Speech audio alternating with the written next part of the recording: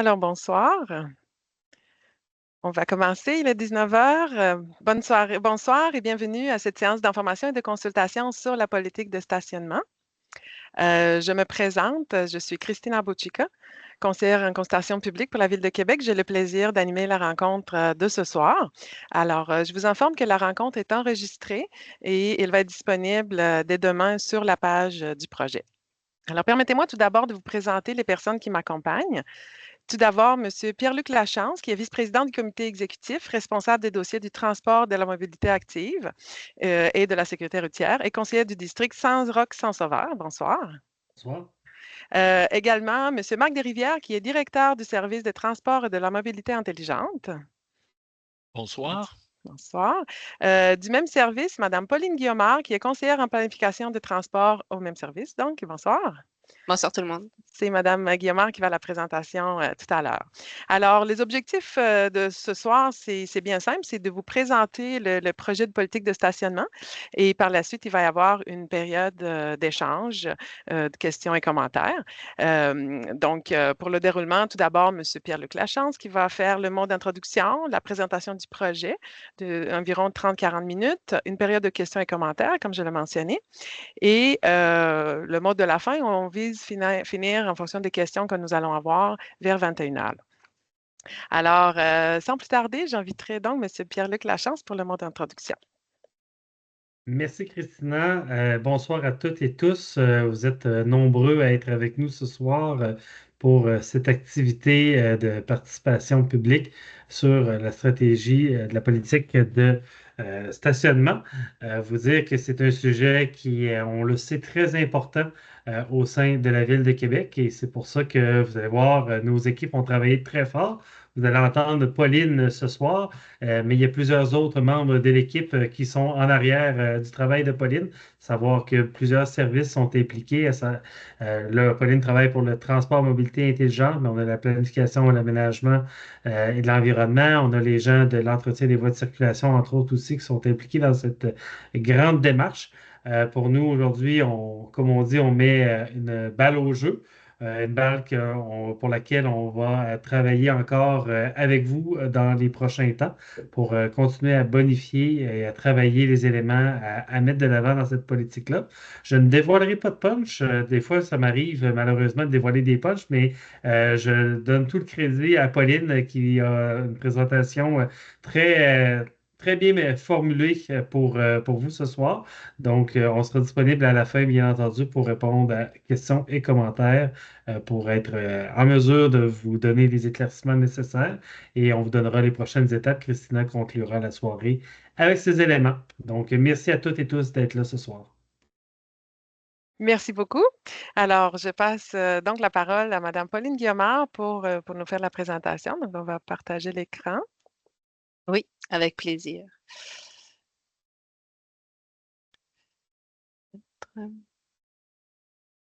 Alors voici, ça devrait fonctionner. Donc, bonsoir tout le monde, à toutes et à tous. Christina l'a nommé, mon nom est Pauline Guillaumard, je suis conseillère en planification dans l'équipe du service du transport de la mobilité intelligente. Mon rôle est de fédérer, de consolider l'élaboration d'une politique de stationnement.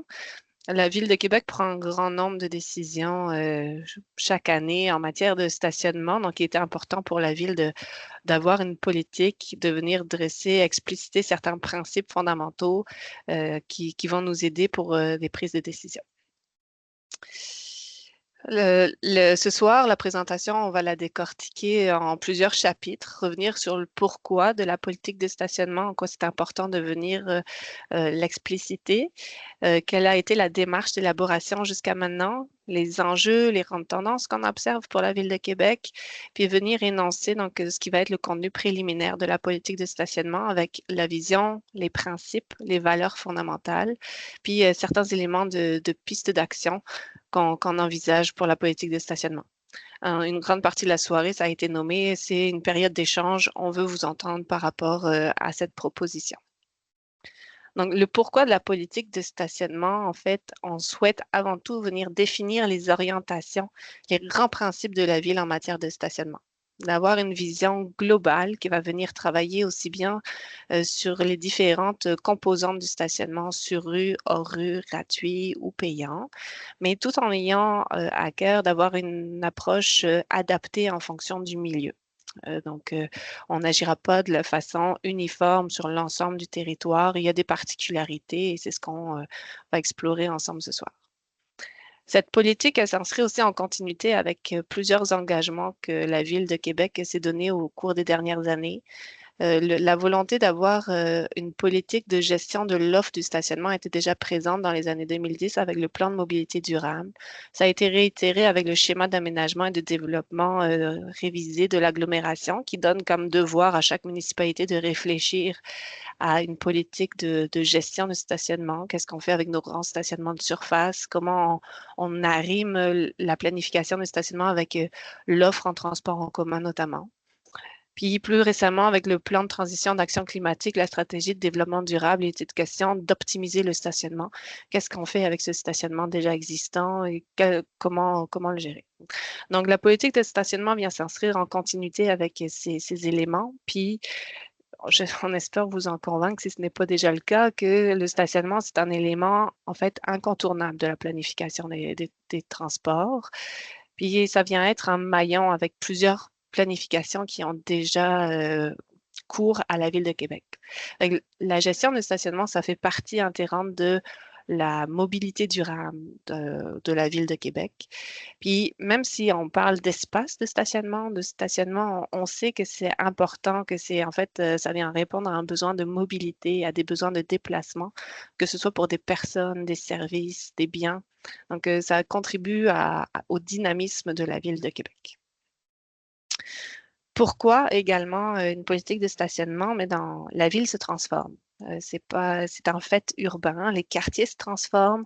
On a de nouvelles offres de transport, de nouveaux usages qui prennent place. On veut soutenir un dynamisme de nos artères commerciales, par exemple avec les cafés-terrasses. On sait qu'il y a d'autres fonctions à la rue que le stationnement. Le stationnement est présent. Donc, il y a beaucoup de questions qui surgissent en ce moment aussi pour redéfinir la place. Comment on partage cet espace public.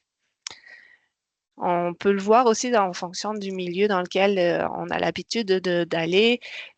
Parfois, on voit des stationnements de surface aussi être redéveloppés. Ça peut avoir un grand pouvoir de levier de transformation urbaine, donc des stationnements de surface qui sont lotis en logement avec le stationnement souterrain. On peut penser à des grands projets pour des surfaces de stationnement qui sont très, très grandes pour optimiser justement ce territoire. L'espace est une ressource importante pour une ville, c'est une ressource finie.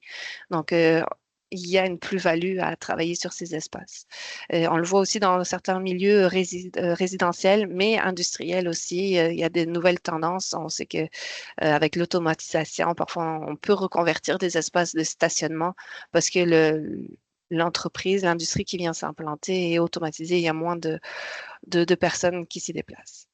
Donc, tout ça, mis bout à bout, le besoin se fait sentir de développer cette vision d'ensemble, de se donner une trajectoire en quelque sorte avec la politique de stationnement, bien intégrée avec la mobilité durable, la vision de la Ville de Québec.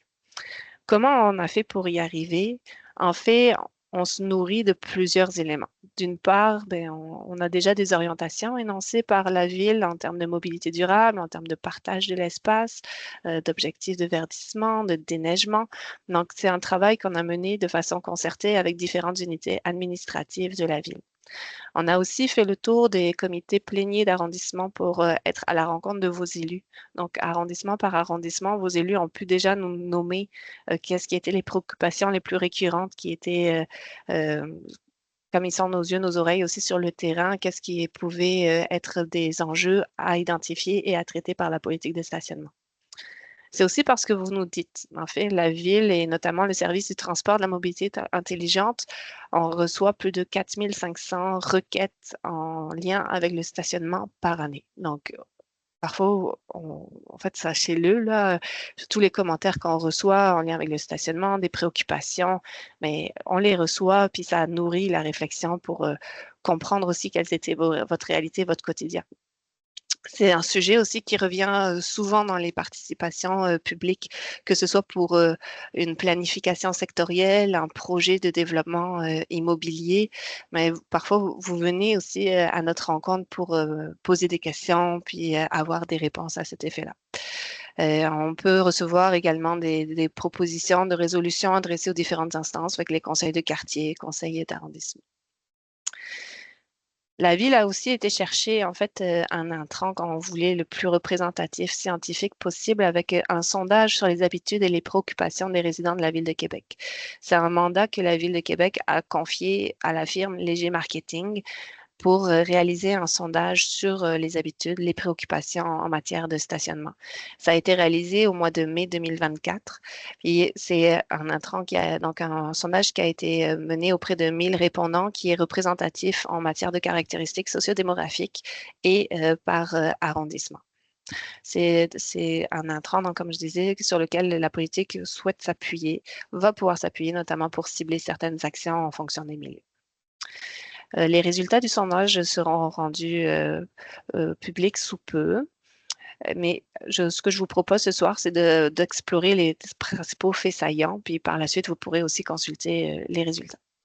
Donc, à Québec, c'est 86% des ménages qui ont au moins une voiture. Donc, le nombre moyen de ce qu'on appelle parfois le taux de motorisation, le nombre de véhicules par ménage, il est de 1,3 véhicules par ménage. Ça peut varier beaucoup en fonction de l'arrondissement de résidence et notamment dans le centre-ville, à l'arrondissement La Cité-Limoilou, le nombre moyen est plutôt de 0,7 véhicules par ménage. Puis ce sont 38% des ménages, fait que le ménage, c'est une famille, un noyau résidentiel qui vivent sans voiture.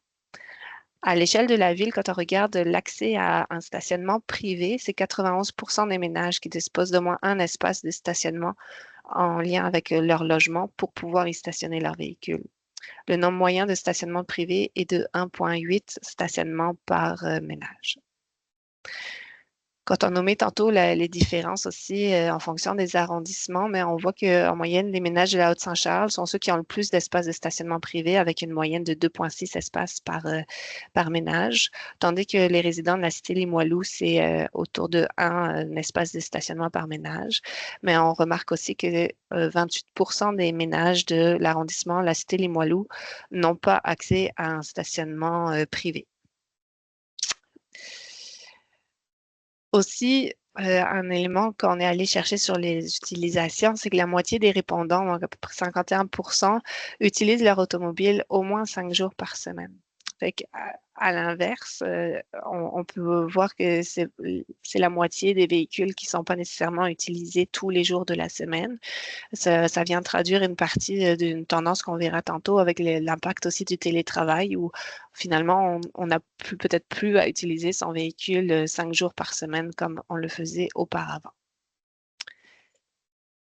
La location de stationnement, c'est le fait de venir soit louer le stationnement directement à un privé. On voulait questionner ce phénomène ou soit même louer le stationnement quand on ne l'utilise pas. À l'heure actuelle, on estime donc que c'est une pratique qui concerne 6% des citoyens de Québec. Par contre, là aussi, il y a des différences en fonction des secteurs. Puis dans les quartiers centraux, cette tendance est plus forte. On parle de 10% de taux de pénétration de cette pratique quand on est dans des secteurs de stationnement réglementés, donc avec de la réglementation sur eux qui viennent contrôler le stationnement sur eux. C'est aussi une pratique qu'on retrouve plus fortement auprès des jeunes, donc des 18-34 ans. Un élément qui est important, essentiel, là aussi, qu'on est venu questionner, c'est que qu'on soit propriétaire ou non d'un véhicule, tout résident peut avoir des besoins en matière d'utilisation d'un espace de stationnement sur rue pour recevoir de la visite ou des services. Donc, on est venu questionner sous forme de 2 questions, à savoir à quelle fréquence les résidents avaient recours à des services de courte durée à domicile. Fait que sur une base quasi hebdomadaire, donc toutes les semaines, on parle de 33%, fait que le tiers des répondants qui vont recevoir des services de courte durée de moins de 30 minutes à domicile. De moyenne durée de 30 à 120 minutes, on était autour de 8%, puis 7% pour 120 minutes et plus. Donc, c'est quand même, ça vient manifester que 10% des résidents reçoivent régulièrement sur une base hebdomadaire des services à domicile. Par ailleurs, c'est à peu près 40% des citoyens qui déclarent que les visiteurs se stationnent dans leur stationnement privé, puis 60% donc dans la rue sans payer le stationnement, sans être dans un espace de stationnement tarifé, donc sur un espace sur rue, réglementé ou non, mais gratuit. De façon générale, on est venu aussi sonder le niveau de satisfaction des résidents de la Ville de Québec à l'égard du stationnement.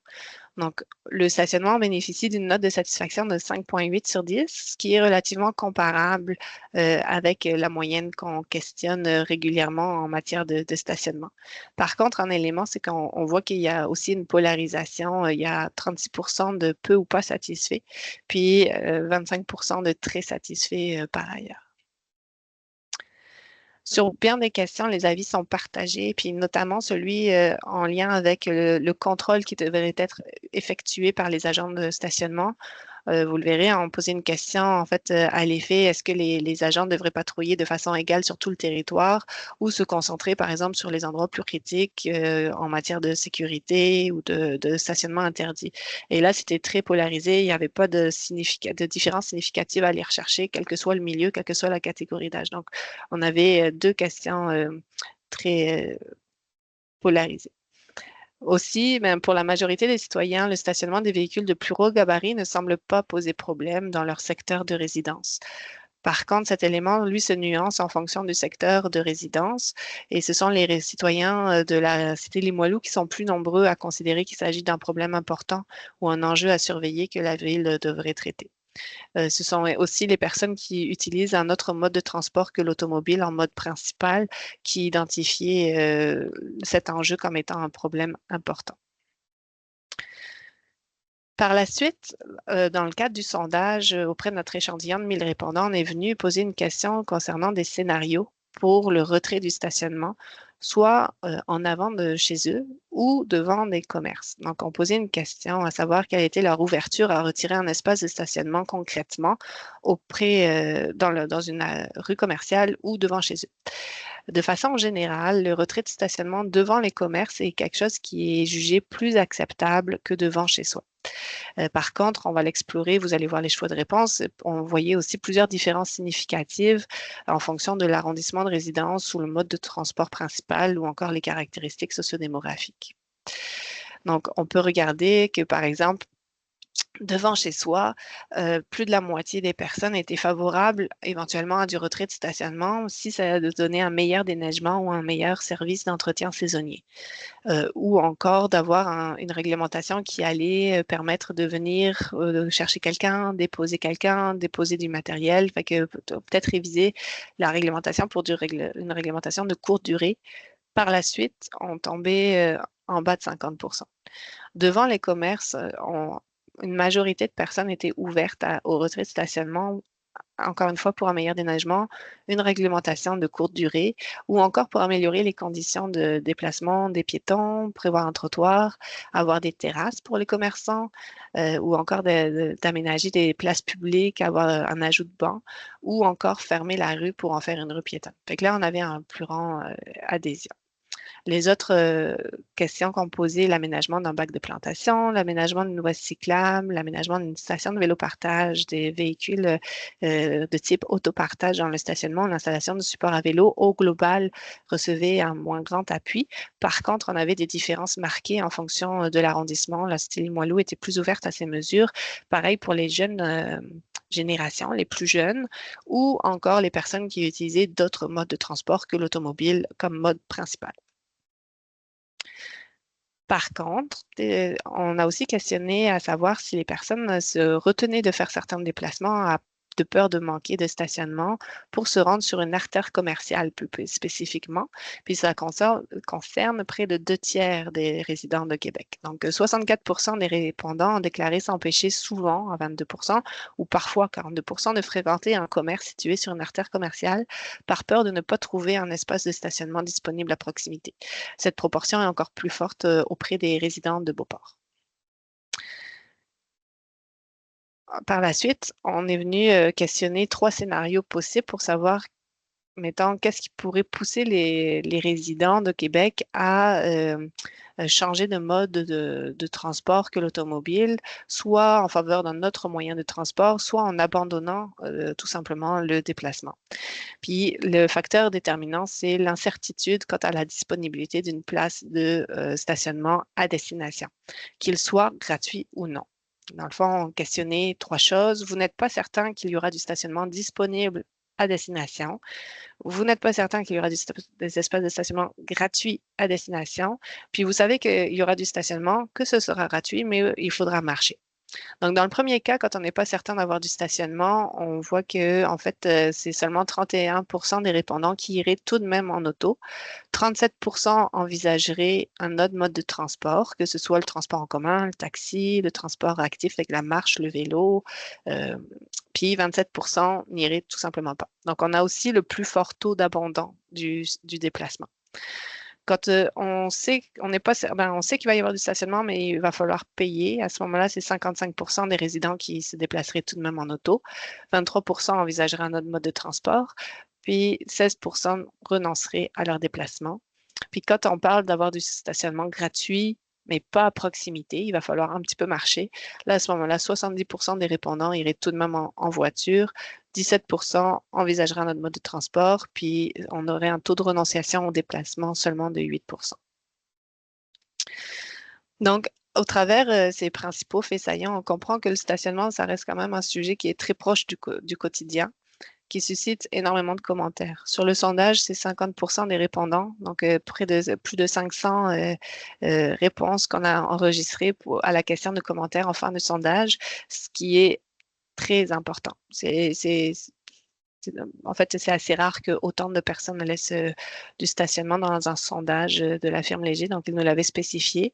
Les principaux commentaires dans le champ ouvert étaient à l'effet d'augmenter le nombre d'espaces de stationnement, puis d'augmenter le nombre de stationnements gratuits.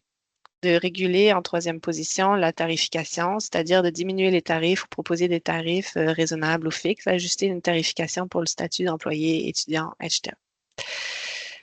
Fait que ce sont des réalités significativement différentes selon les arrondissements que dans bien des cas, qui renforcent d'avoir une approche différenciée pour la politique de stationnement. Il y a certaines questions qui polarisent les avis. Puis pour d'autres éléments, donc il y a quand même des différences sectorielles. Puis il s'agit d'un sujet proche du quotidien qui suscite beaucoup de commentaires puis qui manifeste des attentes là, envers la disponibilité et la gratuité du stationnement. Par contre, force est de constater qu'on a une pression accrue sur les conditions de stationnement, qui s'explique notamment avec plusieurs facteurs. On peut en nommer certains, parmi lesquels un nombre de véhicules en circulation toujours en augmentation, des gabarits de véhicules qui sont de plus en plus gros, certains secteurs qui se densifient, on ajoute des logements, on ajoute de la population, parfois des activités, donc des déplacements de plus en plus nombreux, un développement urbain régional encore axé sur la mobilité automobile quand on passe à toute la région métropolitaine régionale de Québec avec l'effet de centralité pour la ville de Québec, des nouveaux objectifs de verdissement, de partage de la rue pour plus d'options de mobilité durable, des nouveaux besoins exprimés aussi de la part des résidents, des travailleurs, des visiteurs, tout cela dans un espace qui reste toujours le même, qui est une ressource finie, qui est notre espace public sur le territoire de la ville. Donc, on a un espace limité et des besoins grandissants. Parmi les nouvelles tendances qu'on peut évoquer, on a parlé tantôt aussi de l'impact du télétravail. Donc, certains véhicules qui vont bouger peut-être moins souvent qu'auparavant quand la personne reste travailler à domicile.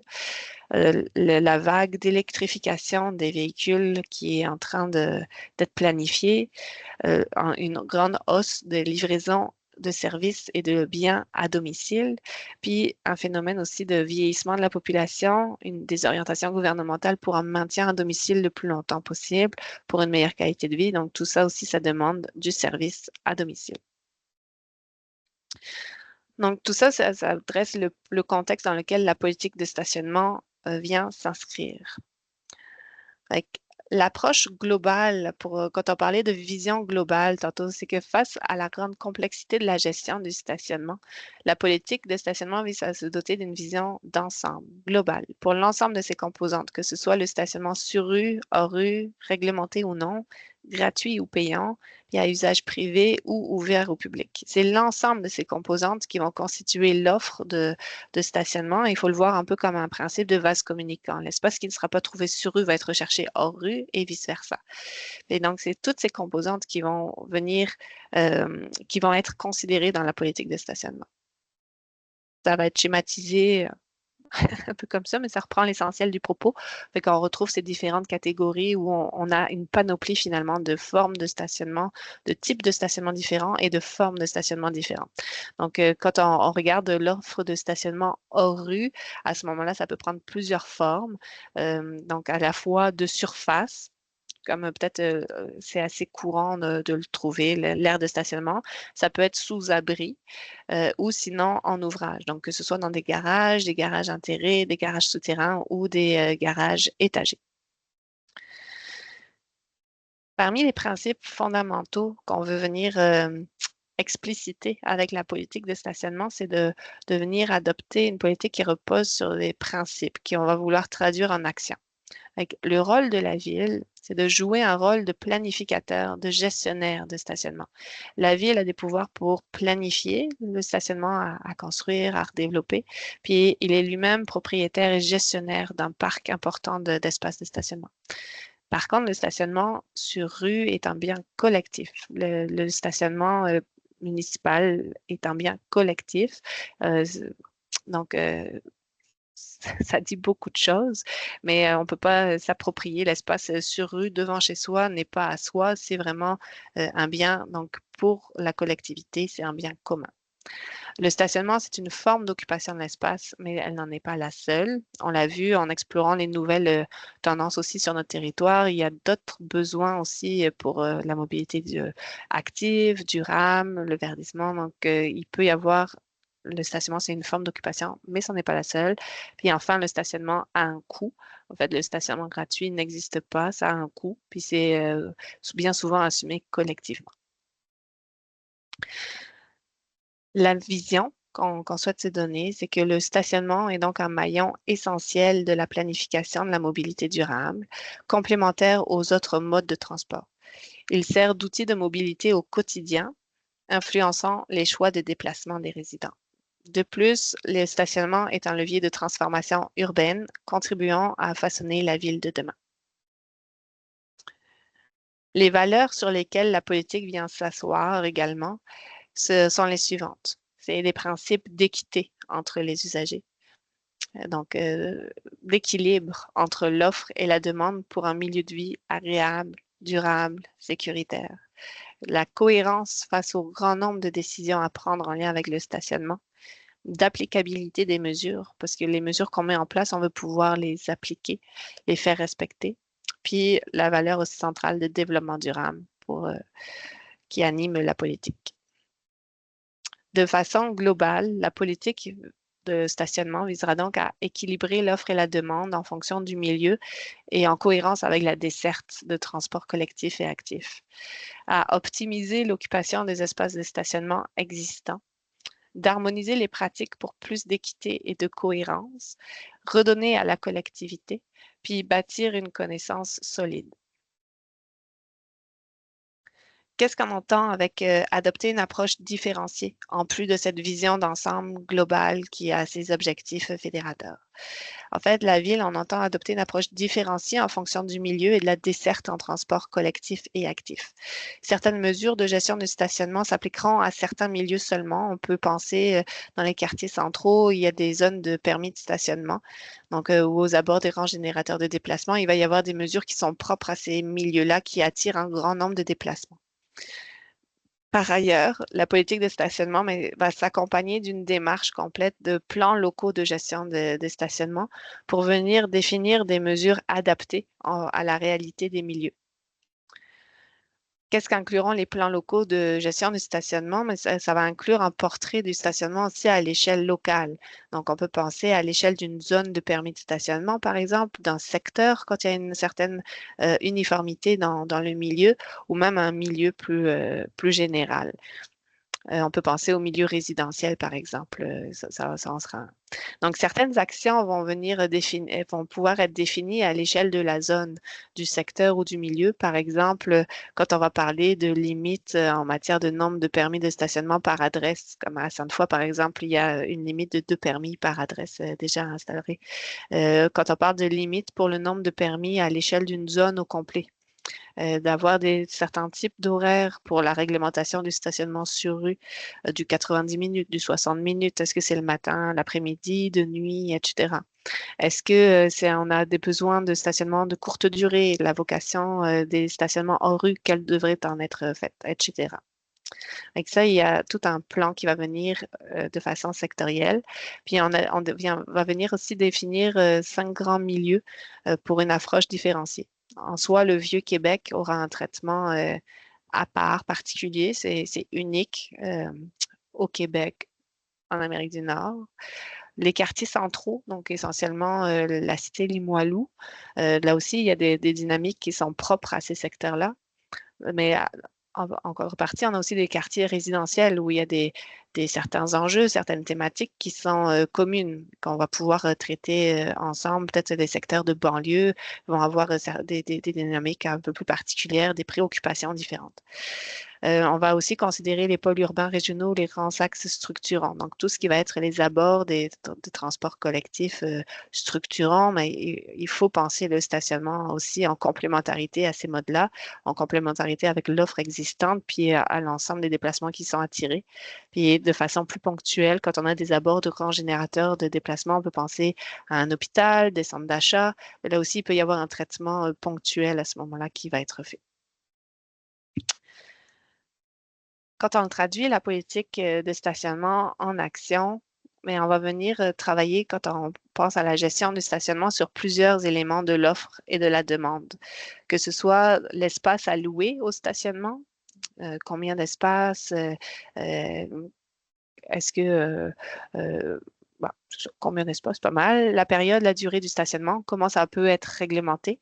Donc, par exemple, le stationnement interdit sur détenteur de vignettes tel jour ou 60 minutes de telle heure à telle heure, etc.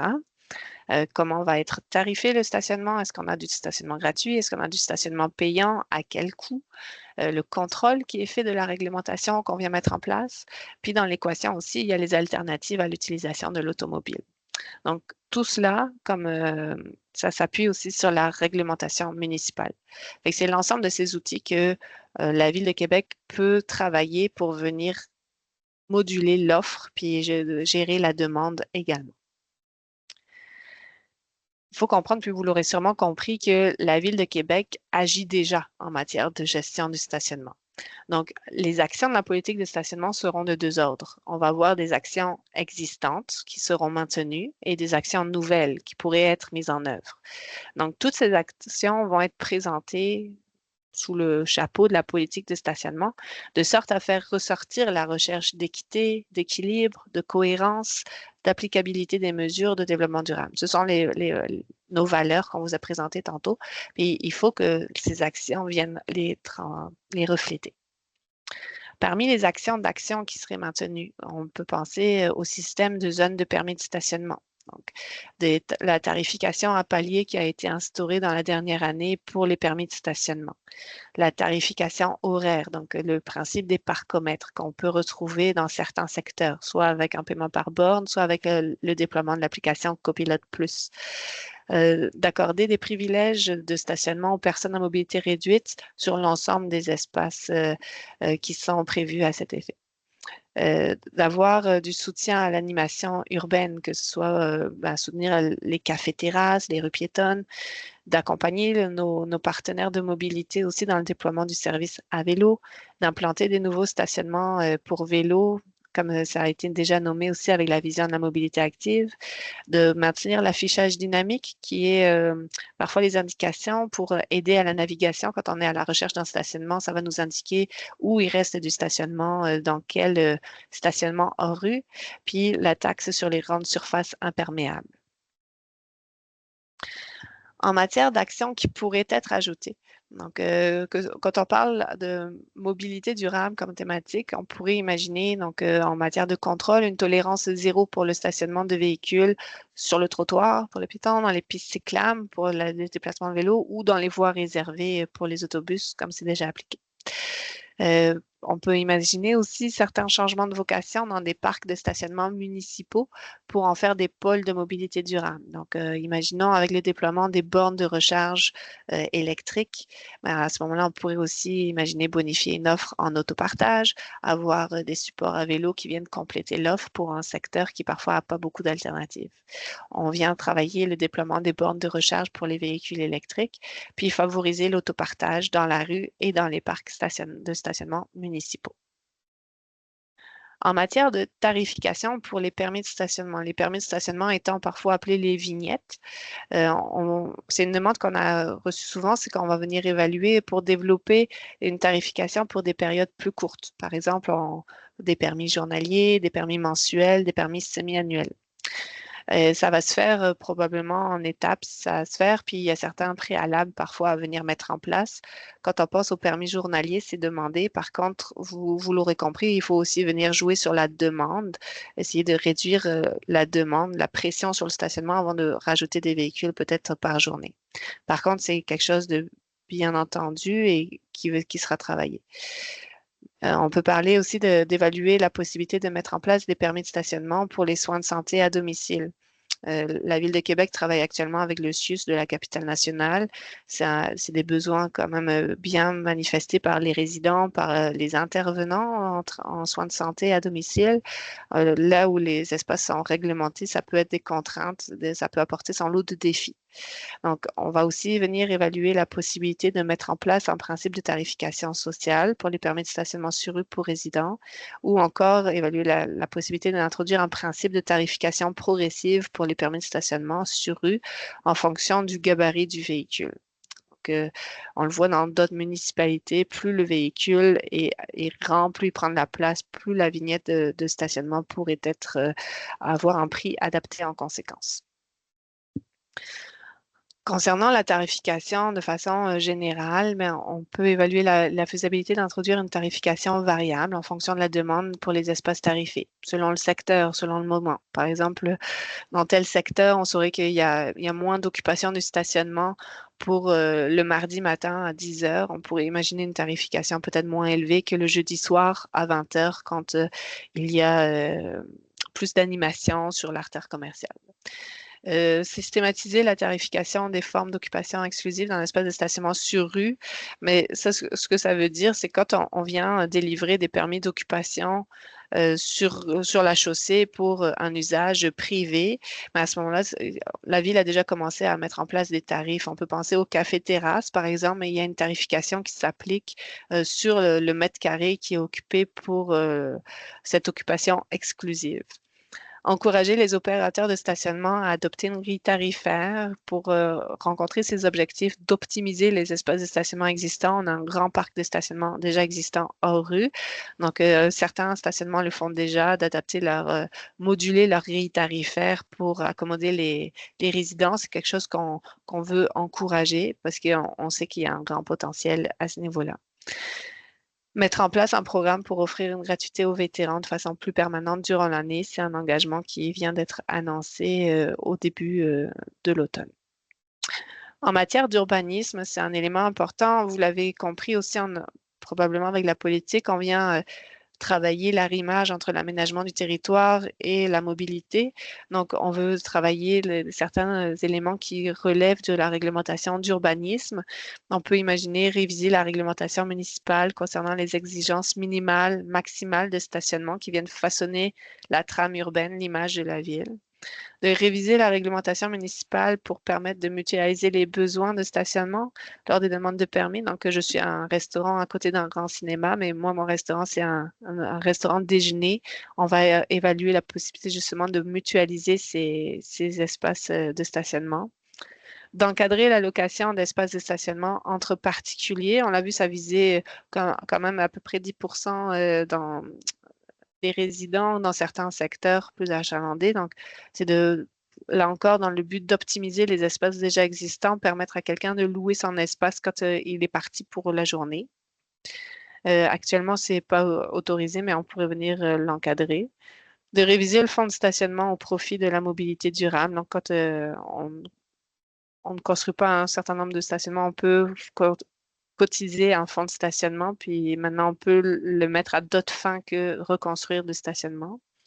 Puis exiger des études de circulation de stationnement lors des demandes de permis de grands projets. Ça, c'est quelque chose qu'on entend régulièrement aussi dans les rencontres citoyennes sur des projets de développement immobilier. En matière d'aménagement, on peut imaginer réviser les normes en matière d'aménagement, de verdissement, de gestion des eaux pluviales dans les parcs de stationnement. Avoir un stationnement de surface, on pourrait le bonifier pour qu'il y ait un peu plus de verdissement et de gestion des eaux pluviales. Puis venir mettre en place un programme d'aide financière pour soutenir ce verdissement, la gestion des eaux pluviales dans les parcs de stationnement. Un dernier volet dans les actions de la politique de stationnement qui sont envisagées, c'est de développer une meilleure connaissance de l'état de notre stationnement. Ça va passer par la réalisation des plans locaux de gestion de stationnement pour l'ensemble du territoire de la ville, de moderniser les méthodes de collecte de données. On a plusieurs avancées en cours à cet effet pour être plus agile. Développer des cartes dynamiques de l'offre, là encore en complément à la navigation pour aider le résident ou le visiteur à circuler, à savoir où aller chercher du stationnement, de développer des mécanismes de mise à jour, d'intégration de la donnée pour un portrait complet de différentes sources de données à l'échelle de la ville, puis de toujours penser aussi le stationnement comme étant partie intégrante du bouquet d'offres de mobilité intégrées. Concernant les prochaines étapes, actuellement, on se situe à l'étoile jaune. Fait que on est en phase de consultation. On est à votre écoute. Comme disait M. Lachance tantôt, c'est on met la balle au jeu. Donc, on vous vient de vous présenter l'état d'avancement, la version préliminaire du contenu de la politique de stationnement, et c'est à cet effet qu'on veut vous entendre. Par la suite, on va avoir plusieurs éléments à la démarche. On va avoir les résultats du questionnaire en ligne qui va être mis également à partir de ce soir. On va aller à la rencontre des conseils de quartier. Tout ça, c'est des nouveaux entrants qui vont venir nourrir la politique de stationnement. Donc, on prévoit un rapport de consultation publique au courant de l'hiver pour réviser la politique de stationnement en conséquence, puis viser un projet final à adopter pour le printemps. Donc, ça, c'est pour la grande démarche qui se fait à l'échelle de la ville. Sinon, mais de façon plus locale, on a déjà entamé des démarches de plan local de gestion de stationnement dans le Faubourg Saint-Jean, donc les zones de vignettes 1 et 2. Ça se poursuit. Puis en parallèle, donc, on va poursuivre la démarche des plans locaux de gestion de stationnement sur plusieurs années, milieu par milieu. Je l'ai nommé, en plus des activités de ce soir, de la période d'échange, on veut vous entendre aussi avec un questionnaire en ligne qui sera mis à disposition. Puis, on rencontre vos représentants des conseils d'administration, de conseils de quartier à la fin du mois de janvier 2025. C'est un élément important pour finir, c'est que donc là, ce soir, on est à l'échelle de la politique de stationnement globale. Par contre, d'autres activités de participation citoyenne seront prévues par la suite quand on va être dans les démarches d'élaboration des plans locaux de gestion du stationnement, à l'image de ce qui est en cours dans le Faubourg Saint-Jean. Alors, ça complète la partie de la présentation, puis je me mets à votre écoute, puis disponible pour les questions. Merci beaucoup. Parfait. Merci beaucoup, Pauline. On est donc rendu à la période de questions et commentaires. Alors, ce qu'on vous propose, c'est les questions posées par écrit dans l'outil Q&R que vous allez voir en haut de l'écran. Donc, Q&R de questions et réponses. Donc, permet de poser vos questions par écrit et on va pouvoir vous répondre. Pauline va pouvoir vous répondre en direct. Alors, si jamais il y a des personnes d'entre vous qui ne peuvent pas du tout écrire, on privilégie vraiment les questions écrites, mais vous pouvez également lever la main. Il y a l'outil lever la main, puis on va pouvoir vous donner la parole. Voilà, puis je pense qu'on a quelqu'un par téléphone. Donc, pour la personne par téléphone, si vous voulez lever la main, c'est étoile 5.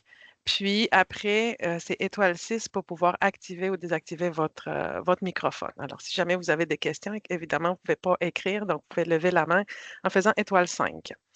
Alors voilà, sans plus tarder, puis j'ai oublié tout à l'heure, en débutant la rencontre, de vous présenter ma collègue Alexandra Moger. Bonsoir Alexandra. Donc, qui va m'aider pour les questions en ligne. Donc, on va suivre vos questions dans l'outil questions-réponses, puis on va pouvoir les lire à haute voix. Alors, est-ce que vous avez des questions ou des commentaires? Parce qu'on est dans une séance d'information, consultation. Donc, si vous avez des commentaires, pour l'instant, je pense qu'on en a une seule. Puis c'est par rapport à... donc, c'est une question de... Ben, je vais te laisser peut-être, Alexandra, si tu veux le lire, oui. On a une question. On avait une première question, on n'était pas certain de bien comprendre. En fait, c'est Madame Boutin. Je me demande si elle veut nous avertir qu'il y a des enjeux avec l'application Copilote, de voir les stationnements en direct. On a de la misère à comprendre avec votre commentaire, Madame Boutin, si vous pouviez le réécrire. Parce que sinon, ça dit ne fonctionne pas. Bon, quelqu'un l'a fait disparaître. Mais voilà. Deuxième question. Alexandre Morin. Il aimerait savoir qu'est-ce que c'est la tarification sociale.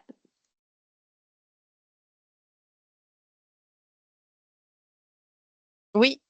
En fait, le principe de tarification sociale, c'est de venir établir un tarif qui serait un prix plancher pour un permis de stationnement sur rue pour résidents.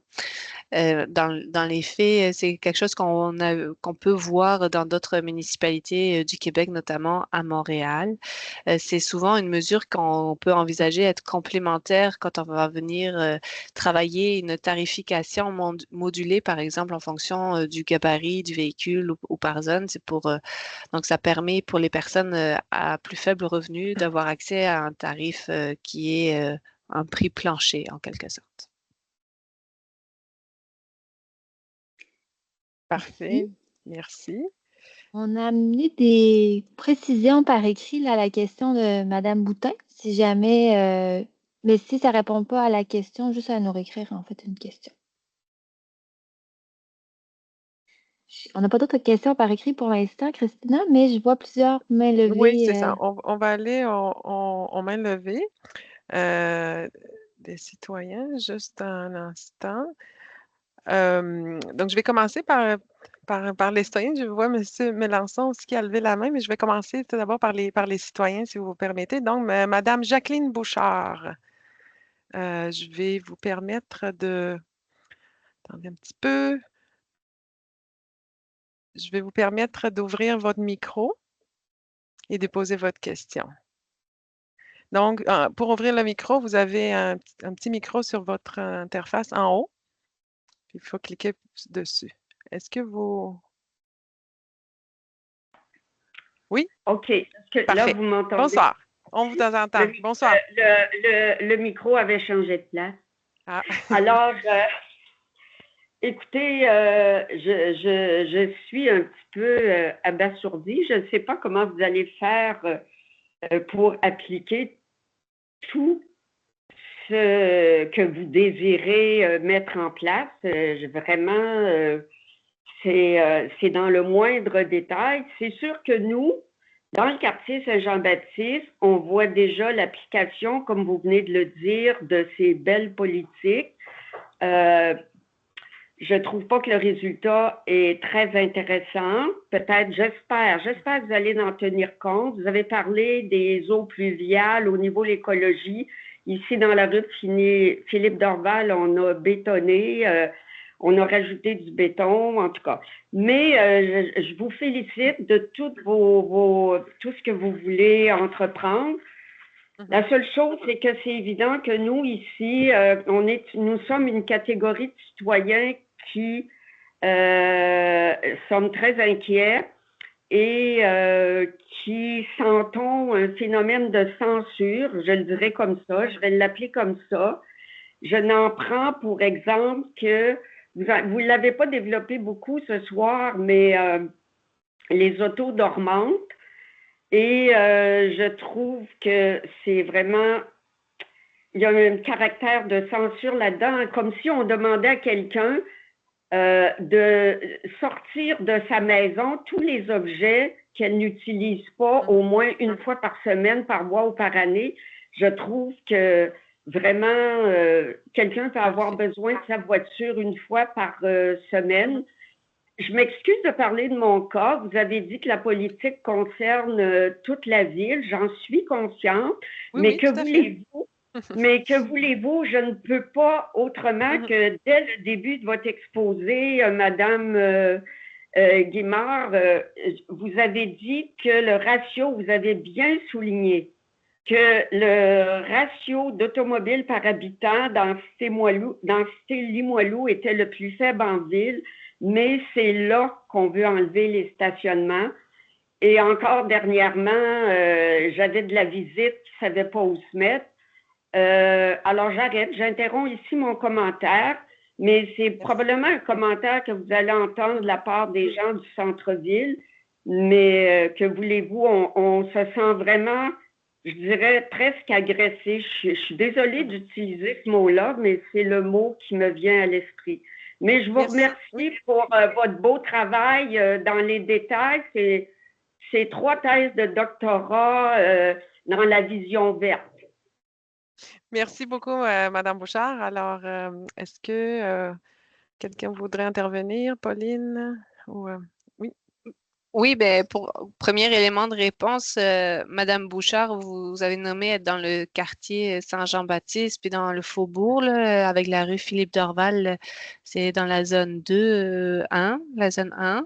Fait qu'il y a une démarche qui est en cours pour réviser ce qui va être la gestion du stationnement. C'est une démarche qu'on veut concerter avec vous comme résident du quartier.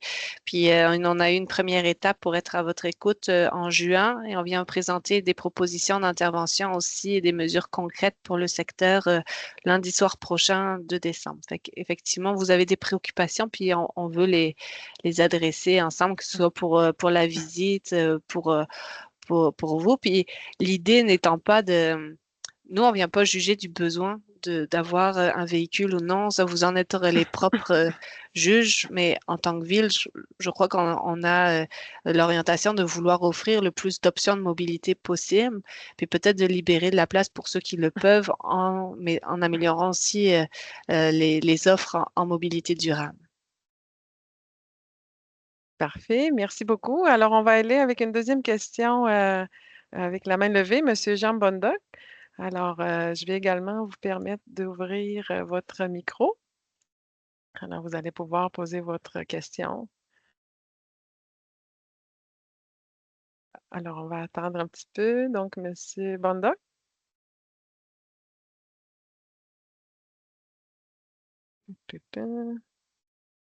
Est-ce que vous êtes capable d'ouvrir votre micro? C'est ça qu'on vous suggère, si vous pouvez me poser des questions par écrit, là, parce que c'est une petite manipulation, puis parfois, c'est plus difficile. Monsieur Bondoc, est-ce que vous nous entendez?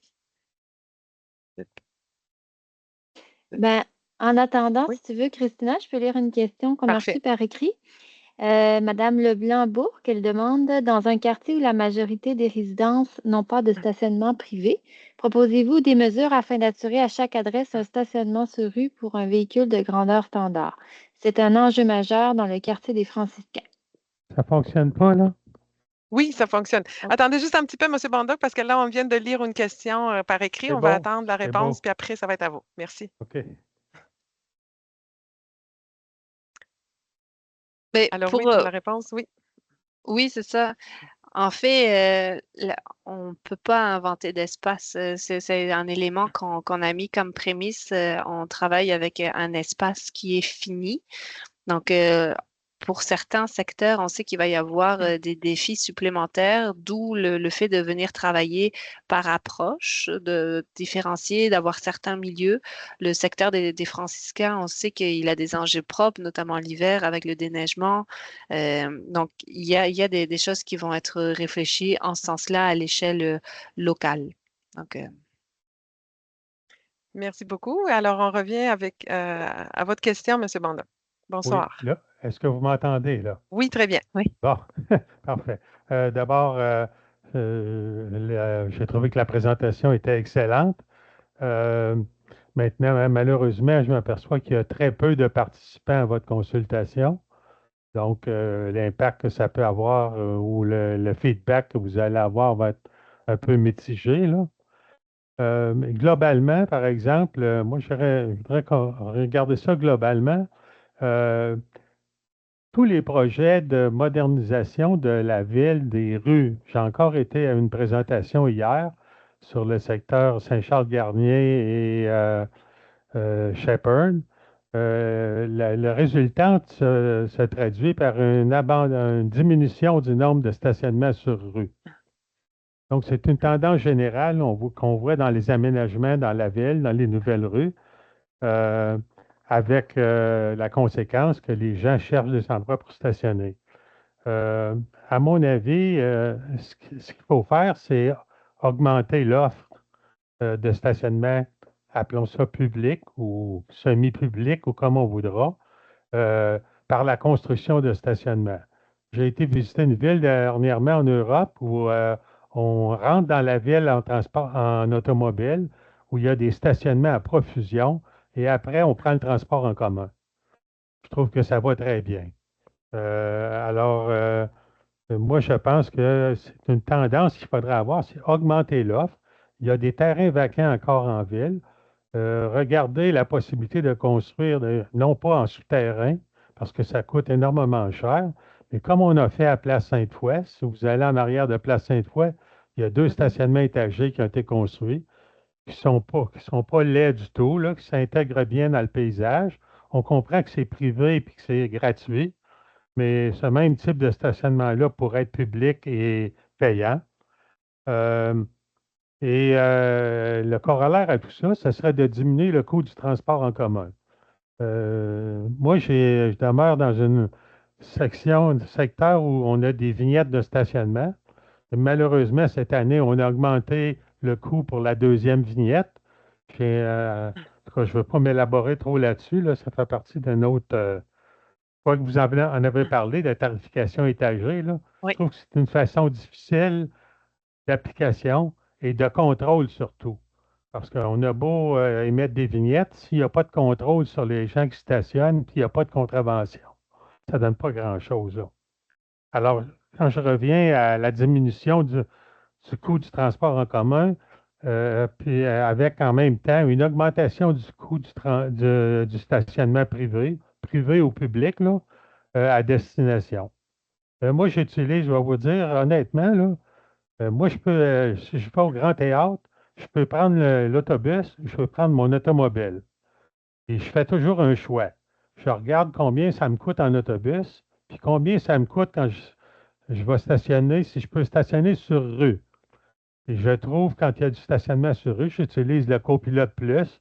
Puis ça me coûte moins cher stationner sur rue que prendre l'autobus. Donc, je prends mon automobile.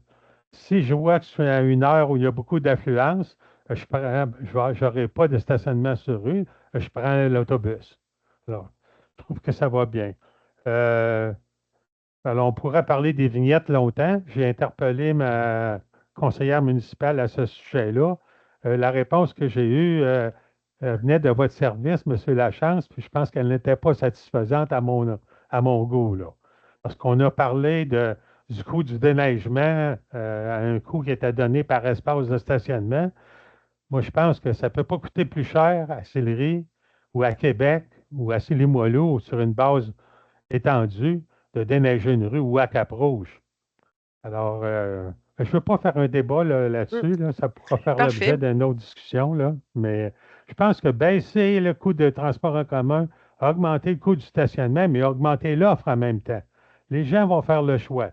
Puis ça évite, en tout cas, beaucoup de discussions. Merci. Merci à vous. Alors, c'est ça, c'était beaucoup en commentaire. Alors, on le prend. Merci beaucoup. Oui, merci. Alors, est-ce qu'on a d'autres questions par écrit, Alexandra, Tout à fait. avant de passer à d'autres mains levées? Oui. Monsieur Dorval, il demande pour le secteur de Vieux-Vanier, y a-t-il des changements de prévus du genre permis de stationnement ou autre? Fait que c'est une question intéressante. Là, j'ai l'impression qu'on peut comme extrapoler pour tous les autres quartiers là, pour lesquels il n'y a pas encore de système de vignettes dans les rues. Pauline, as-tu des éléments là-dessus? Oui, ben, en fait, c'est là où ça va être intéressant de venir compléter la vision de la politique de stationnement avec des démarches locales, donc ce qu'on appelle les plans locaux de déplacement. Certains secteurs sont en mutation, il y a beaucoup de changements, donc avec un plan local, on vient regarder quelle est l'occupation du stationnement, est-ce que par qui aussi c'est utilisé, c'est quoi les patrons d'occupation, est-ce que c'est des travailleurs de l'extérieur qui viennent se mettre en place, qui viennent utiliser le stationnement. La logique d'une zone de permis de stationnement, c'était avant tout pour offrir un avantage, un privilège finalement aux résidents quand ils commencent à avoir la difficulté à pouvoir se stationner eux-mêmes sur eux. Donc, c'est loin d'être quelque chose qui va être généralisé, mais c'est quelque chose qui va être documenté puis observé secteur par secteur, donc lors de la démarche des plans locaux de déplacement. Merci. Merci. On peut continuer en ligne parce que je vois qu'il y a plusieurs questions. Oui. Oui, petite question facile. On a beaucoup de représentants du Conseil des quartiers ce soir. Madame Santerre du Conseil de quartier de Saint-Sacrement. Petite question simple. Aurons-nous un document écrit, un projet de politique à commenter lors des rencontres avec les conseils de quartier là, prévus à la fin du mois de janvier? Ben, je peux vous dire, j'ai mis le lien dans la conversation plus haut, là, dans les questions. Donc, vous pouvez aller déjà consulter la présentation. Elle est sur le site Internet. Donc, ce qu'on a présenté ce soir, vous allez la voir. Parfait. Autre question. En plus, le nom, je ne connais pas. C'est un autre. Excusez, je ne vois pas le nom complet, mais c'est un autre représentant du Conseil des quartiers, M. Nicolas Gagnon. Bonjour. Le stationnement est un enjeu majeur pour une ville, car il est un moteur économique pour plusieurs commerces de quartier. Le transport structurant est la solution pour gérer les problèmes de stationnement, mais avec le retard pour son établissement, ne serait-il pas souhaitable d'avoir une certaine retenue en attendant que ce mode de transport soit accessible? Je présume qu'on parle ici du tramway, entre autres, comme formule de transport structurant. Ben, Pauline, est-ce que tu veux commenter? oui, ben c'est un bon commentaire. En fait, Monsieur Gagnon traduit l'essence d'avoir une planification de stationnement complémentaire à l'offre de transport collectif. Assurément que certaines pratiques vont être révisées aussi avec l'arrivée et la mise en place du réseau structurant de transport en commun. Quand on parle d'avoir une approche différenciée par milieu avec les axes structurants, c'est les abords d'un réseau structurant qu'on peut imaginer. Puis c'est ça, dans la composante du stationnement, il y a toute la gestion du stationnement aussi en période de chantier temporaire. Fait qu'à ce moment-là, c'est certain qu'on n'appliquera pas la même recette en tout temps. On s'ajuste pour ça. Mais les principes sont importants. C'est là où, finalement, dans les décisions, que ce soit pour des décisions, une vision long terme ou des actions ponctuelles en période de chantier ou pour faire évoluer la ville, les valeurs d'équité, de cohérence, d'adéquation, d'équilibre et d'applicabilité sont importantes. Parfait. Ben, merci. Dans le même esprit, une question de M. Lortie-Keating. On voit souvent de fortes réactions à l'élimination des stationnements de la part des commerçants notamment. Est-ce que vous envisagez de financer des études pour documenter les habitudes de transport des clients, ce qui pourrait permettre à l'occasion de défaire certains mythes? Et il félicite la vision de la ville. Parfait. Ben, La ville finance déjà des études en étant partenaire en fait des enquêtes origine-destination.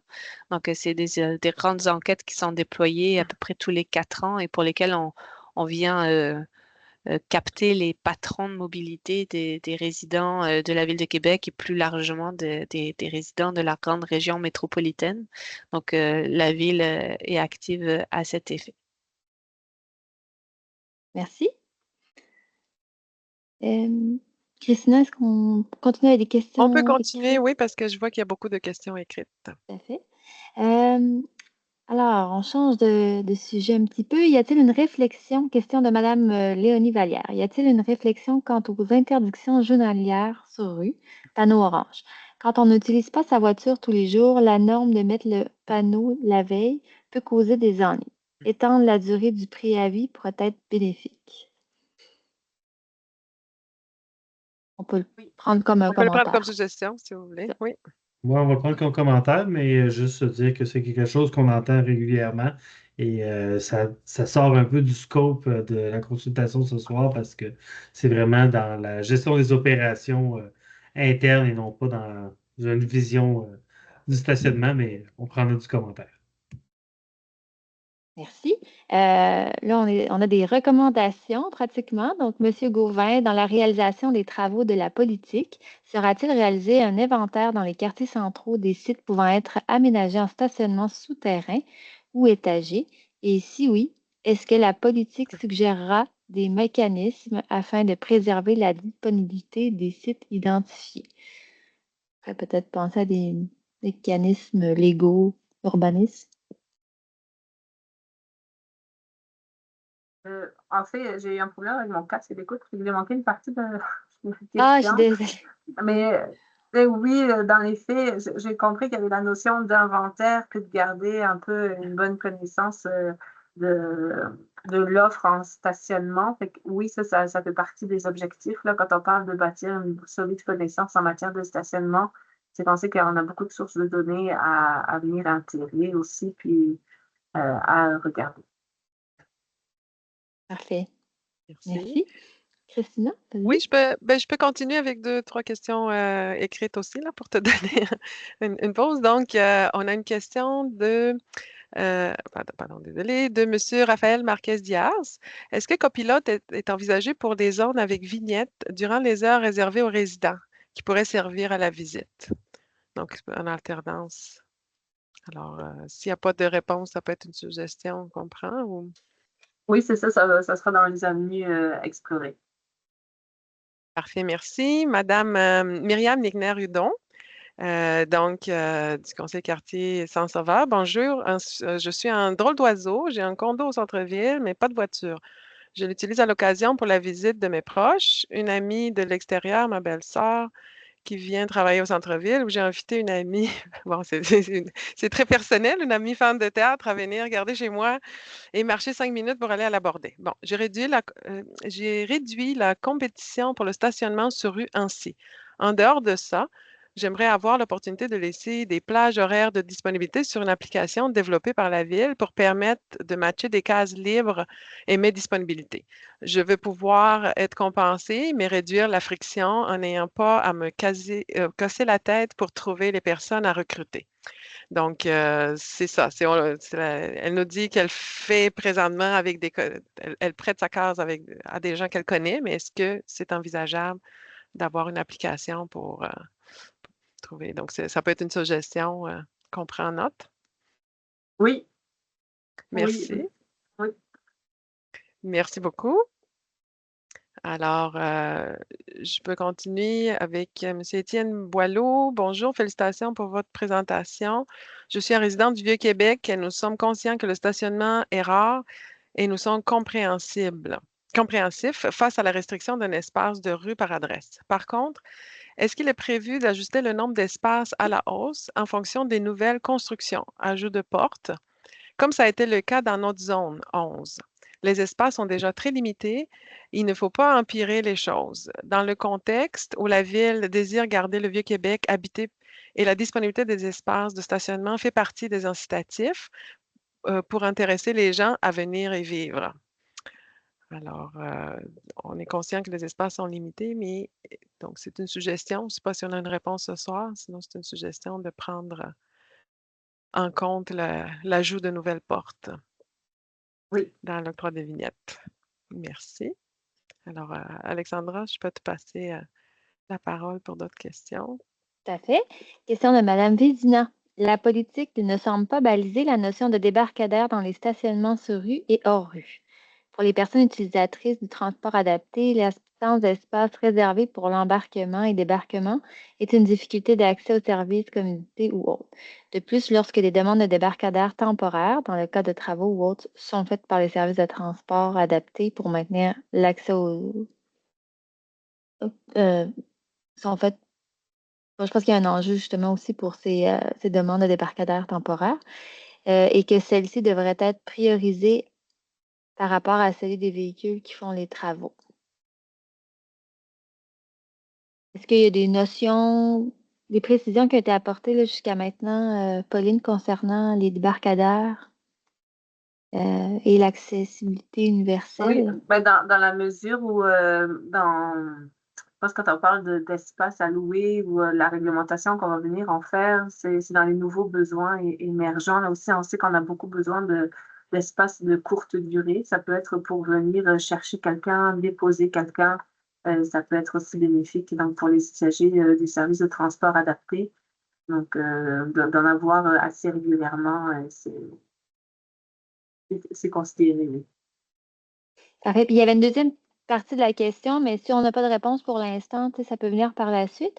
Mais c'était par rapport à peut-être la cohabitation entre travaux de construction et ces espaces débarcadères. Peut-être, justement, il y a certains véhicules de construction qui occupent l'espace. Ça complique l'accès. Je ne sais pas. Aurais-tu des éléments là-dessus ou on va le prendre comme recommandation?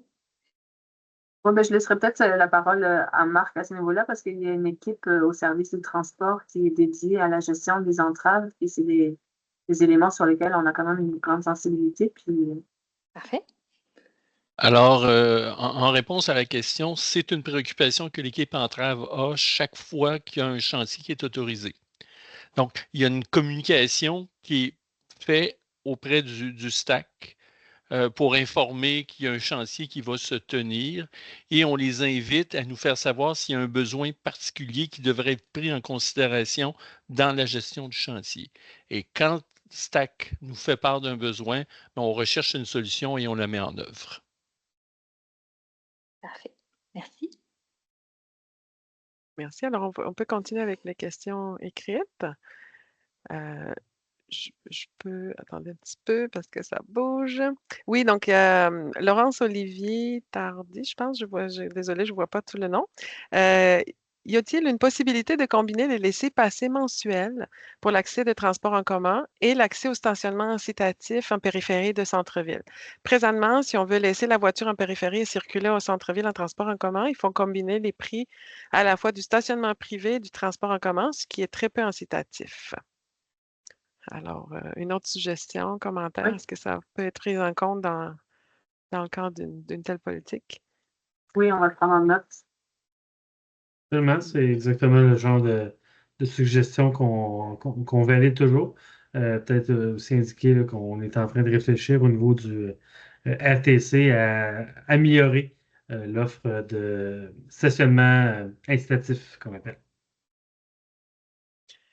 On a une autre question de Mme Caroline Marcoux. En quoi consistent les types de vignettes dont vous avez parlé? Pour ma part, j'ai une vignette de stationnement sur rue qui est valide en tout temps. Quelle est la différence? Alors, j'imagine que c'est par rapport à une discussion qui était un peu plus tôt, mais les différents types de Oui, mais en vignettes. fait, ça a plongé dans la gestion du stationnement du point de vue de la ville. On a plusieurs types de permis de stationnement qui existent et qui coexistent. Peut-être que Madame fait référence à on parlait d'évaluer la possibilité d'autres types de permis de stationnement pour des durées plus courtes. On parlait notamment des semi-annuels ou des mensuels. C'est des demandes pour lesquelles les résidents nous interpellent quand même régulièrement. Donc, c'est quelque chose qu'on veut pouvoir envisager d'explorer un peu plus. à l'heure actuelle, la vignette de stationnement sur rue pour résidents est annuelle. Donc, elle est un prix fixe et pour une période de validité du moment de l'achat jusqu'au 30 septembre de l'année suivante. Merci. Puis peut-être un peu en lien avec le stationnement de courte durée, surtout Olivier Dorval voudrait savoir si la ville va tolérer le stationnement de très courte durée pour les livreurs style Uber Eats ou autres dans certaines zones achalandées comme le Vieux-Québec.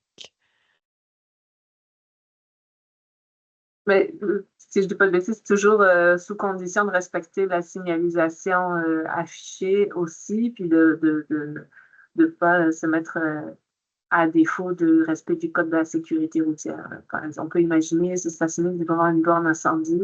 Il n'y a pas de tolérance par rapport à ça. Parfait, merci. Alors, je ne sais pas, Alexandra, est-ce que tu veux poser des questions? Tu veux lire quelques questions? Oui, tout à fait. Oui. J'avais une question de M. Garon là, du Conseil des quartiers de Vanier. J'ai envoyé une demande de précision, donc juste peut-être nous réécrire la question.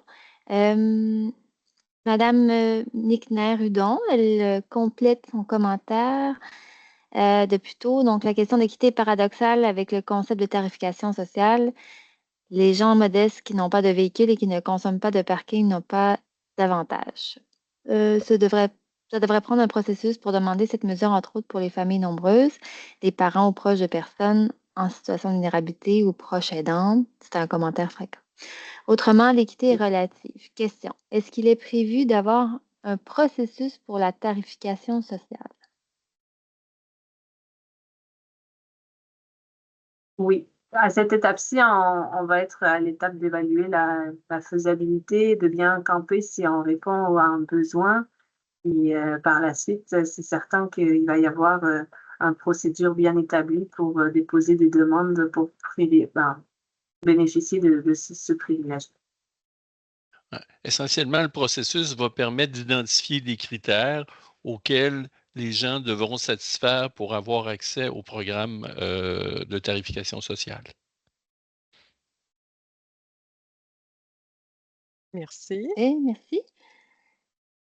Donc, on commence à avoir, je me demande, Christina, est-ce qu'on priorise les premiers tours de parole? Parce qu'on commence à avoir des deuxièmes tours de parole. Est-ce que tu préfères qu'on... On peut voir s'il y en a des, comme par exemple, il y a Madame Madame Play, Play, ça. oui. Oui, avec l'électrification du parc automobile, comment seront installées les bornes de recharge pour ne pas davantage réquisitionner l'espace destiné aux piétons ou autres usagers? Oui, Alors, c'est une bonne question, puis c'est considéré par les équipes.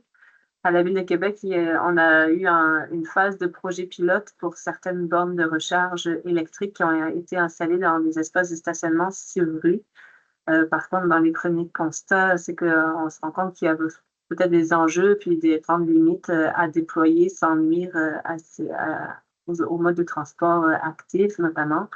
Donc, l'orientation qui est prise à l'heure actuelle, c'est de prioriser les bornes de recharge dans les aires de stationnement hors rue. Merci. Donc, on peut prendre une autre Merci. question en ligne, puis après, on pourrait aller, j'ai 2 mains levées, on pourrait aller, donc je vais nommer les personnes. Ah, il y a juste M. Cadoré qui a la main levée. Donc, on va prendre une question en ligne, puis par la suite, OK. on va prendre M. Cadoré. Alors, parfait. Question de M. Morin. On comprend qu'il risque d'y avoir une hausse de tarification pour les plus gros véhicules. Y aura-t-il, dans ce cas, une baisse de tarification des permis de stationnement pour les plus petits véhicules?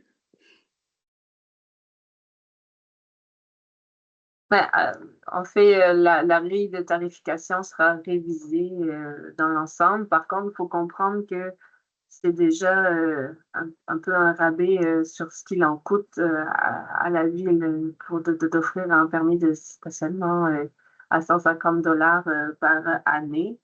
En fait,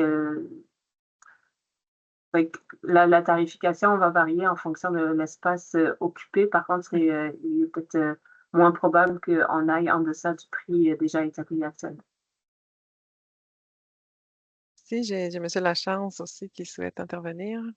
C'est un peu pour ça aussi qu'on vous consulte ce soir. C'est pour ça aussi que le questionnaire en ligne vient vous permettre de compléter des éléments de réponse. On veut vous entendre sur ce genre de sujet-là, tout à fait. Donc, l'idée est d'étudier la question. Donc, c'est pour ça qu'on n'est pas aujourd'hui en train d'affirmer des choses. On est en mode de soumettre des éléments à la réflexion collective. Et c'est pour ça que la Ville n'a pas pris aucune décision à ce jour. Pauline a très bien répondu, puis je tenais quand même à le préciser pour être sûr. Ce soir, il n'y a rien qui est décidé dans ce qui vous a été présenté. L'objectif est de vraiment travailler pour définir justement qu'est-ce qui sera gardé au final dans la stratégie qui normalement arrivera au printemps, comme Pauline vous l'a montré avec le diagramme de la ligne du temps. Merci beaucoup. Alors, Monsieur Cadoré, est-ce que vous êtes capable d'ouvrir votre micro pour poser votre question? Oui? Oui, salut. M'entendez-vous? Bonsoir. Oui, très bien. Super. J'ai quelques commentaires. D'abord, je trouvais ça un peu dommage. Je comprends que vous n'avez peut-être pas le choix de séparer un peu la politique de stationnement de la politique de sécurité routière que vous faites en même temps. Parce que la politique de stationnement, c'est une occasion d'aller revoir le nombre de véhicules qu'on a, surtout au centre-ville, où il y aurait possibilité de diminuer. Puis, ça aurait évidemment des impacts très forts sur la sécurité routière. Fait qu'en tout cas, je trouve que ça serait peut-être intéressant d'avoir dans la réflexion sur la sécurité routière les politiques de stationnement comme un levier pour améliorer la sécurité. Je voulais souligner qu'il y a deux mesures qui, à mon avis, étaient dans la gang, là, mais qui sont vraiment importantes puis que je suis content de les voir. Le maximum de vignettes par quartier ou les quotas, comme vous l'avez écrit, parce que en ce moment, il y a plus de vignettes qu'il y a plus de vignettes qu'il y a de places. Puis ça cause une pénurie de places. Puis ça, c'est là où ça vient choquer le plus les automobilistes. Quand ils reviennent chez eux et pas de place, c'est ça qui est le plus fâchant, tu sais. Fait que moi, je trouve ça vraiment important, puis je vous encourage à mettre cette politique-là de l'avant. Puis l'autre, c'est les maximums de stationnement dans les nouvelles constructions. On le voit à l'îlot d'Orchester en ce moment, dans Saint-Roch, sur l'axe de la 800 puis de la 801, on va quasiment, là, on va construire 550 stationnements. Ben, c'est ça le projet là, qui est proposé. Ça serait vraiment, vraiment désastreux puis comme incohérent avec tous les principes de mobilité durable de faire ça.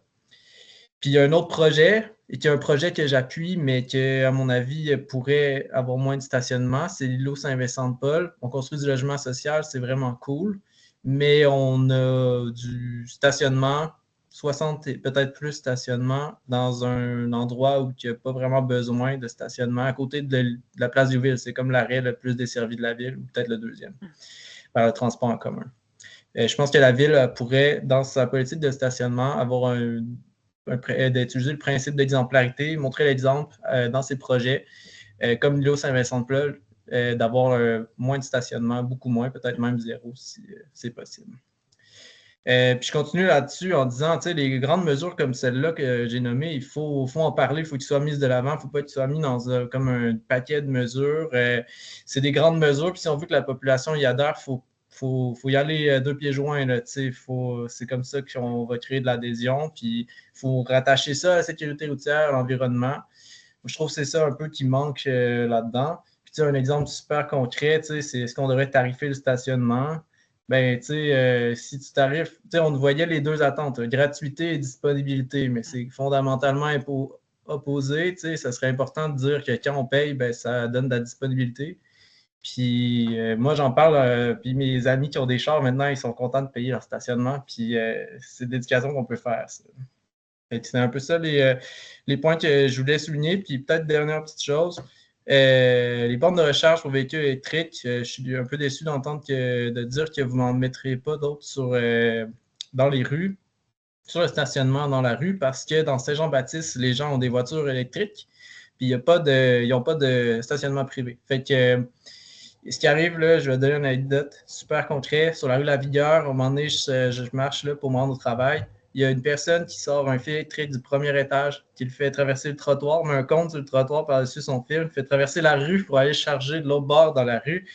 J'appelle à la ville me dit pas vraiment de choses qu'on peut faire.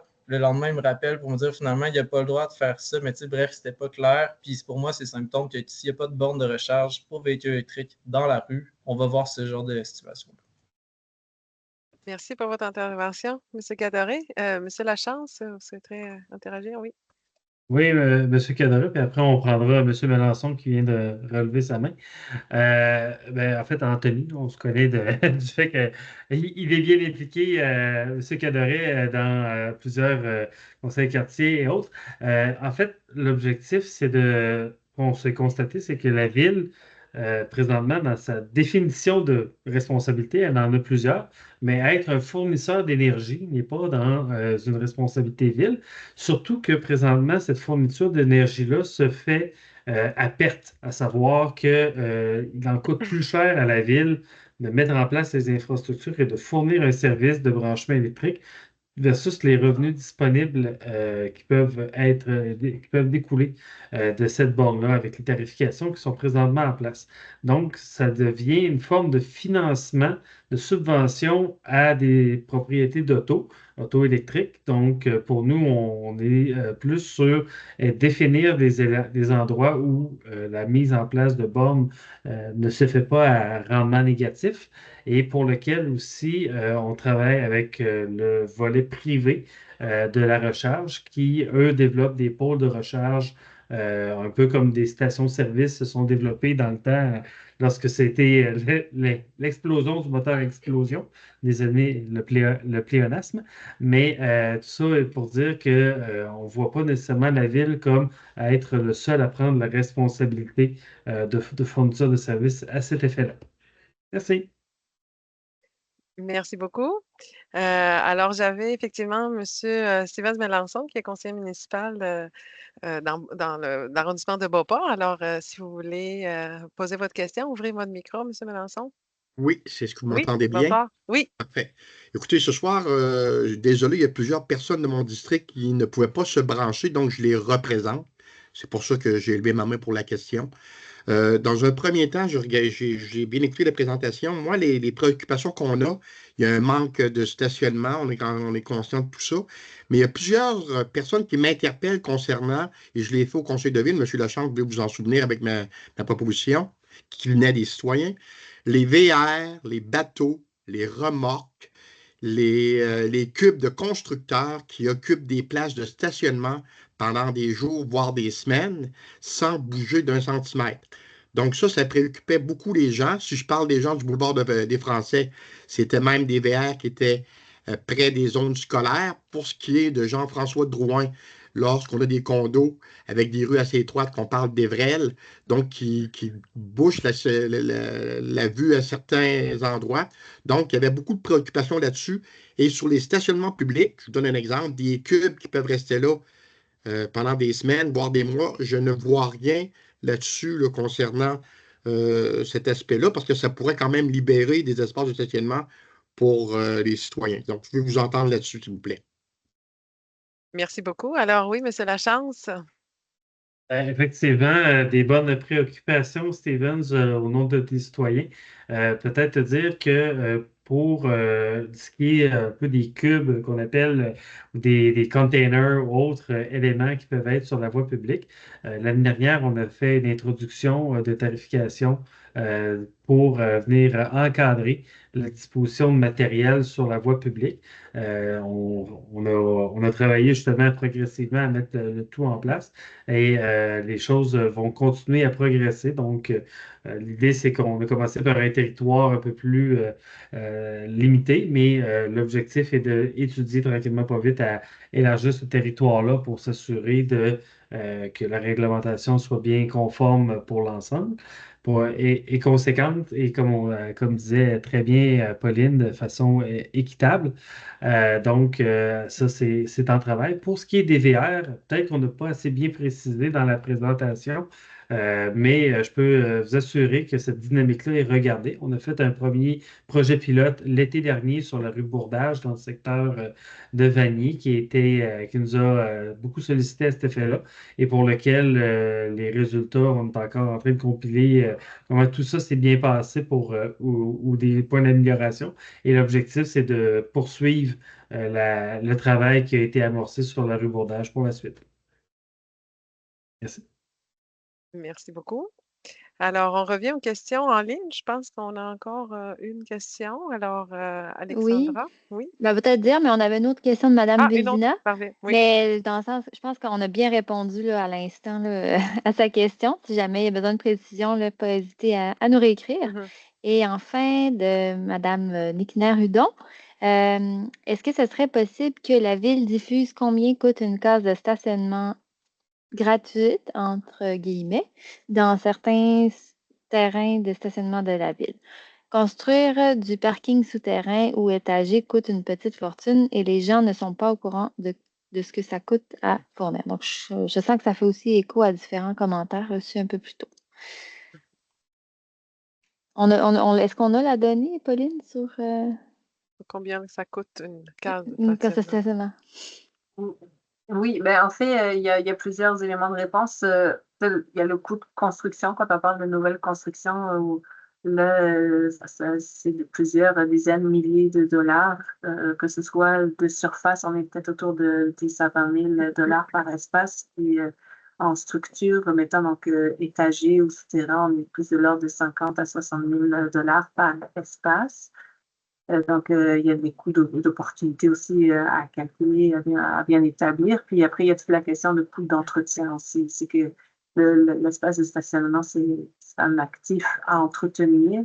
Et ça, donc, la Ville de Québec a une étude qui démontre que le coût moyen d'un espace de stationnement pour le territoire de la Ville de Québec, c'est de l'ordre de 580 dollars par année. Ça date de 2023 à peu près comme chiffre. Avec les coûts de déneigement qui augmentent aussi, on peut imaginer que ça va à la hausse. Merci. Alors, on peut aller avec une autre question en ligne. Oui. Après, j'ai encore Donc, une main levée. Oui. Parfait. Donc, M. Garon nous a réécrit, là, puis donc lui, je sais que son souci, là, qu'il avait d'abord exprimé, c'est comme quoi les besoins en stationnement sont influencés par la présence d'alternatives valables à l'automobile. Il précise donc l'argent investi dans l'aménagement, l'exploitation et le contrôle de nouveaux espaces de stationnement et de l'argent qui n'est pas investi dans les alternatives à l'automobile comme du transport collectif ou actif et vice-versa. Les enveloppes destinées à l'un et à l'autre se parlent-elles un peu ou sont-elles totalement étanches l'une par rapport à l'autre? Je pourrais laisser peut-être Marc préciser ou compléter au besoin, mais oui, ça se parle évidemment. Là, de façon plus générale, la politique de stationnement veut venir l'intégrer dans une vision de mobilité durable, d'ensemble, globale. Donc, les investissements qui sont faits dans certains secteurs ne sont pas défaits par d'autres actions par la suite. C'est complet. Merci. Merci. Parfait. Puis, une autre question de M. Olivier Dorval. Je peux la lire. L'autre jour, j'ai appelé le 311 pour une série de véhicules avec les fenêtres ouvertes abandonnés sur la rue Rideau, devant le groupe TAC, qui appartient à une compagnie qui fait de l'export de véhicules usagés vers les pays d'Afrique. Et je me suis dit que la ville peut rien, même si les voitures sont depuis 5 mois sans bouger. Alors, c'est ça. Est-ce qu'il y a une politique pour les voitures qui sont là depuis plusieurs mois? Non, Il n'y a pas de limite. effectivement, à l'heure actuelle, on n'a pas de limite de temps. Par exemple, obliger un véhicule à bouger toutes les 48 heures, 24 heures, ça, actuellement, ce n'est pas réglementé sur le territoire. Merci. En tout cas, on comprend aussi la préoccupation comme quoi ça peut causer problème si ça reste là plusieurs mois. Donc, on le Oui. prend également comme commentaire. J'ai plus d'autres mains levées. Donc, s'il n'y a pas d'autres questions, je vais attendre encore 2 minutes. Là. Peut-être qu'il y a encore une autre question ou une main levée. Pour l'instant, je n'en vois pas d'autres. Alors, je vous rappelle quand même que je vous rappelle qu'il y a un questionnaire en ligne que vous allez pouvoir compléter dès ce soir. Puis c'est en lien avec la présentation puis avec les orientations de la politique. Donc, je vous encourage de nous laisser vos commentaires également à partir du questionnaire. Puis, ben, sans plus tarder, je vais donc laisser le mot de la fin à M. Pierre-Luc Lachance. Merci, Christina. Un énorme merci à Pauline pour la qualité de sa présentation et des réponses. Merci bien sûr à Alexandra à l'appui, à Christina pour l'animation et Marc aux différents compléments. Vous dire qu'on a encore, comme vous le voyez, plein de travail avec vous à faire. On a besoin de votre intrant. Ce questionnaire-là, vous pouvez le diffuser dans vos réseaux. On sait qu'il y a plusieurs gens des conseils des quartiers qui sont avec nous ce soir. Donc, vous êtes des têtes de réseau pour nous aider à rejoindre un maximum de population. Plus on a d'intrants, plus on a de gens qui aident à répondre à ces questionnaires-là, les meilleures orientations que ça nous donnera. Merci aussi beaucoup pour la qualité des échanges ce soir et des questions. On a particulièrement apprécié, moi en tout cas, je peux vous garantir que j'ai apprécié beaucoup les questions. On voit que le sujet intéresse et passionne. Et donc, on va continuer à vous tenir au courant des prochaines étapes en temps et lieu. Mais merci de votre présence ce soir et je vous souhaite une bonne fin de soirée. Merci, au revoir. Merci.